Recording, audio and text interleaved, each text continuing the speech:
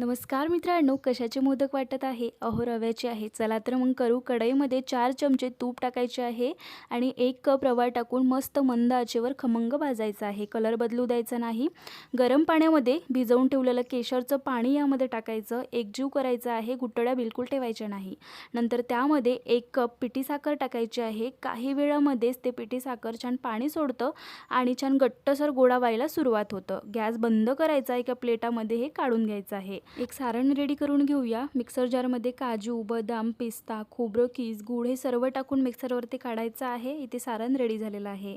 मोदक करून घेऊया. मोदकच्या साच्याला आधी तूप लावून घ्यायचं. नंतर जे आपण रव्याचं मिश्रण तयार करून घेतलं ते लावायचं आहे. नंतर हे जे सुक्या मेव्यापासून आपण सारण बनवलं होतं ते सारण भरायचं, पॅक करायचं आहे आणि मोदक काढून घ्यायचं आहे. चमचमीत मोदक रेडी आहे. सविस्तर टिप्स सहित रेसिपी चॅनलवरती दिली आहे. नक्की जाऊन पहा आणि आवडल्यास लाईक, शेअर, सबस्क्राईब करा. थँक्यू.